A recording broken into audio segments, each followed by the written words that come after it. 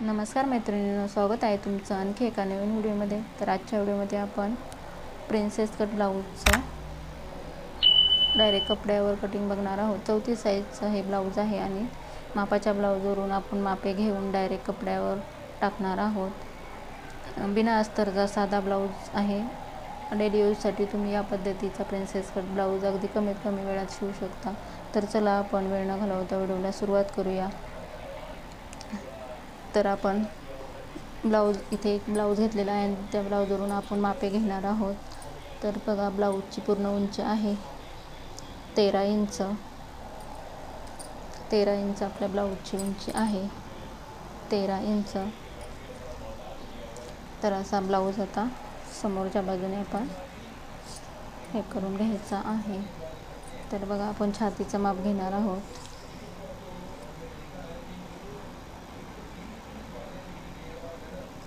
छाती आहे आपली 8.5 इंच, म्हणजे 34 साईजचा हे ब्लाऊज आहे. तर आता आपण शोल्डरचं माप घेणार आहोत. शोल्डरचं माप घेताना ब्लाऊज अगदी व्यवस्थित करून घ्यायचा आहे आणि इथे जिथे बाई जोडलेली आहे त्या जॉईंटपासून दुसऱ्या साईडला जिथे बाई जोडली आहे तिथे आपण माप घेणार आहोत. तर हे येत आहे ह्या जॉईंटपासून ह्या जॉईंटपर्यंत 9 इंच. त्यामध्ये 1 इंच मिळवून आपण घेणार आहोत शिलाई मार्जिनसाठी. तर 10 इंच आपलं शोल्डर येणार आहे. 10 इंच म्हणजे आपण 5 इंच शोल्डर टाकणार आहोत. पूर्ण शोल्डर आपला 10 येत आहे. तर आता आपण मुंडा घेणार आहोत.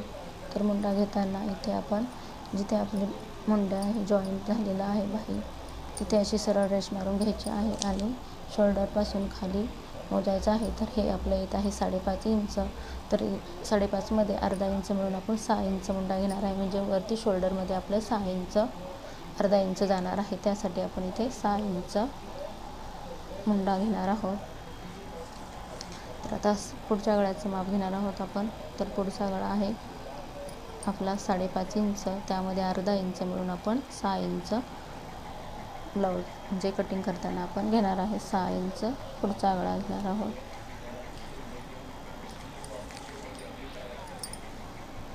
तर बाही लांबी आहे आपली, बाही लांबी आपली 5.25 इंच आहे. तर दंडघेर बघूयात. दंडघेर आपला 5.5 इंच आहे. बाही लांबी 5.25 आणि दंडघेर आपला 5.5. परत आपण पाठीमागचा गळा बघणार आहोत. तर पाठीमागचा गळा आपला आहे 9.5 इंच. त्यामध्ये अर्धा इंच मिळून आपण 10 इंच गळा घेणार आहोत. आता हा मापाचा ब्लाऊज आपण साईडला ठेवूया. मागचा भाग कटिंग करून घेणार आहोत. तर अशा पद्धतीने घडी घालून घ्यायचे आहे. आपल्या छातीचं माप किती आहे 8.5 इंच, म्हणजे 34 साईजचं आहे. तर 8.5 इंच आणि प्लस त्यामध्ये आपण 1.5 इंच शिलाई मार्जिन घेणार आहोत. तर 10 इंचाची ही आपण अशी घडी करून घ्यायची आहे. तर 10 इंचाची आपण अशी ही घडी करून घेतलेली आहे. तर उंचीचं माप टाकून घेऊ. उंची आहे आपली 13.5 इंच. त्यामध्ये 1 इंच मिळून आपण 14.5वर मार्किंग करून घ्यायचं आहे. 14.5वर इथे मार्किंग करून घेतलेलं आहे.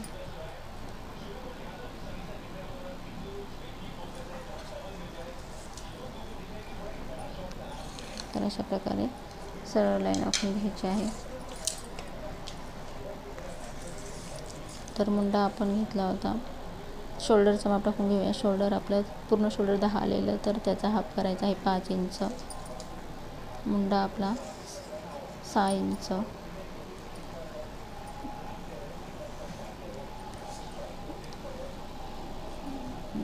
सरळ छातीचं माप आपण टाकून घेतलेलं आहे.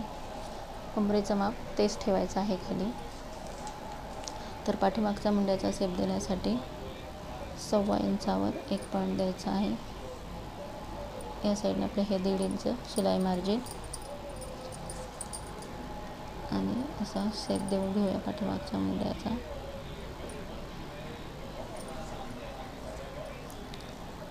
तर गळा रुंदी आपण घेणार आहोत 2 इंच. पाठीमागचा गळा आहे 9.5, त्याच्यामध्ये अर्धा इंच शिलाई मार्जिन. खालच्या साईडने आपण 2.5 इंच घेणार आहोत.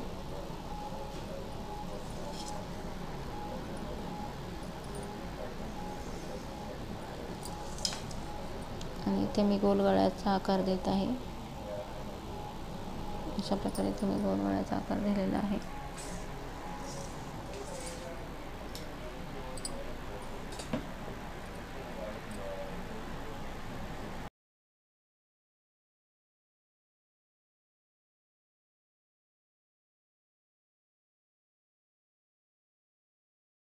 तर हा पाठीमागचा भाग आपण इथे कट करून घेतलेला आहे.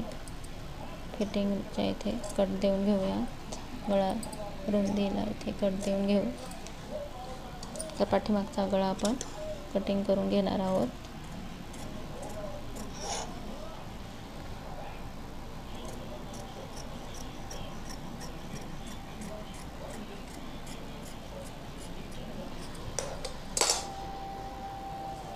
तर तुम्ही पाहू शकता पाठीमागचा गळा असा आपण कट करून घेतलेला आहे.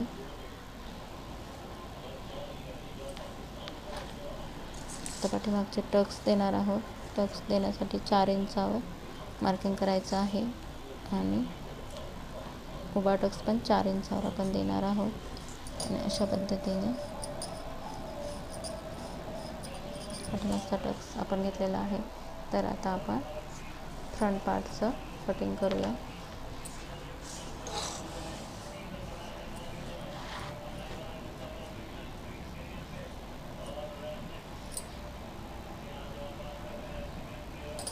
तर फ्रंट पार्टमध्ये आपण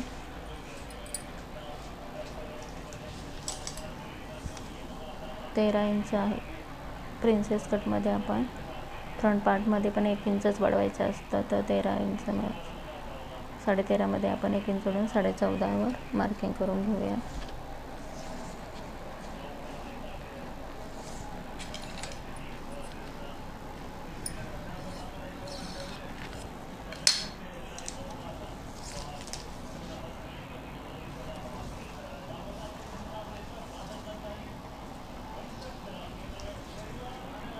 तर शोल्डरचं माप आपण 5 इंचावर टाकलेलं आहे.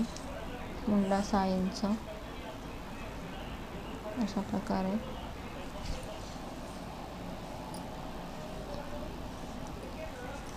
तर पुढच्या मुंड्याचा शेप आपण 1.5 इंचावर देणार आहोत. इथे 1.5 इंच शिलाई मार्जिन. अशा प्रकारे शेप देऊन घ्यायचा आहे.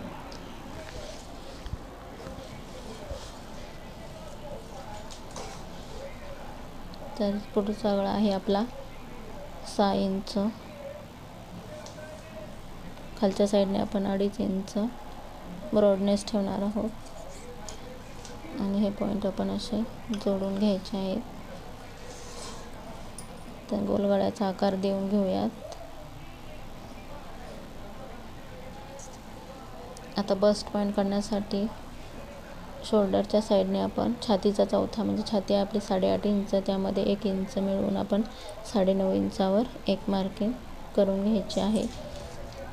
आणि या साईडने आपण छातीचा 8वा भाग, छातीचा 10वा भाग घ्यायचा आहे. छातीचा 10वा भाग येतो 3.5 इंच.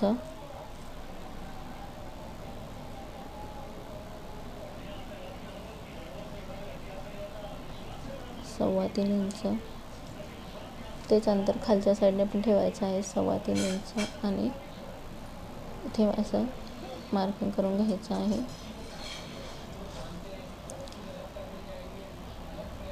तर इथे आपण प्रिन्सेस कट ब्लाऊज शिवत आहोत. तर प्रिन्सेस कटसाठी आपण 1.25 इंच किंवा तुम्हाला जेवढा पप पाहिजे असेल तेवढा तुम्ही इथे टक्स घेऊ शकता. 1.5 इंच किंवा 1.25-2 इंचापर्यंत आपण इथे या साईजसाठी टक्स घेऊ शकतो. तर मी इथे 1.25-2 इंचाचा हा टक्स घेतला आहे.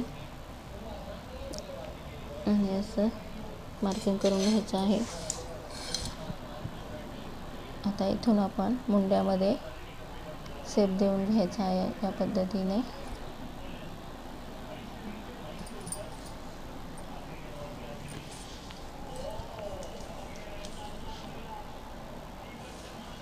तर आता आपली कंबर आहे 7.5 इंच प्लस त्यामध्ये 1 इंच प्लस शिलाई 2 इंच.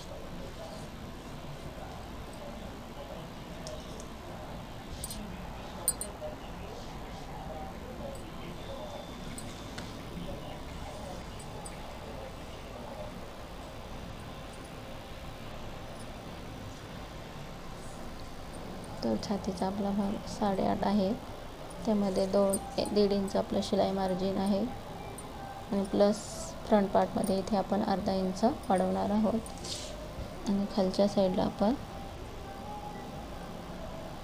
ज्याचा आपण टक्स घेतला आहे तेवढं अंतर आपण इथे हे वाढवलेलं आहे.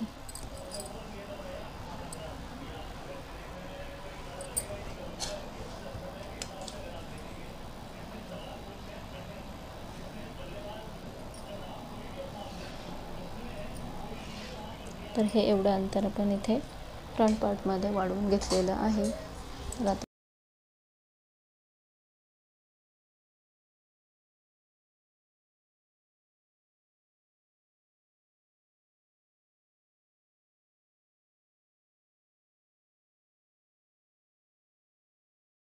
अशा प्रकारे हे आपलं फ्रंट पार्टचं पण इथे आपण कटिंग करून घेतलेलं आहे. तर आता आपण बाही कटिंग करून घेणार आहोत. जे उरलेलं कापड आहे त्यामध्ये आपण बाही कटिंग करून घेणार आहोत. तर आपली बाही लांबी होती 5.25 इंच. बिना अस्तरचा ब्लाऊज आहे, तर आपण इथे 1.5 इंच वाढवून घेणार आहोत. तर 6.25 किंवा 6.5 इंचावर इथे मी हे खूण करून घेतलेली आहे.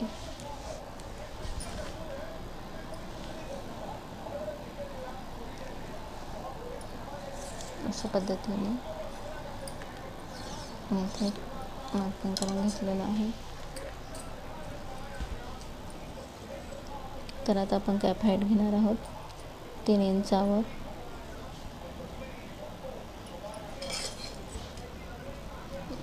रेषेने आखून घ्यायचे आहे. या साईडने आपण 1.5 इंच शिलाई मार्जिन सरळ रेषा अशा क्रॉस आखून घ्यायची आहे. 1 आणि 2 इंचावर मार्किंग करून घ्यायचे आहे आणि 2 इंचावरून आपण पाठीमागच्या मुंड्याला शेप देत असतो आणि फ्रंटचा मुंडा आपण अशा पद्धतीने शेप देऊन घ्यायचा आहे. तर आता आपण कटिंग करून घेऊयात.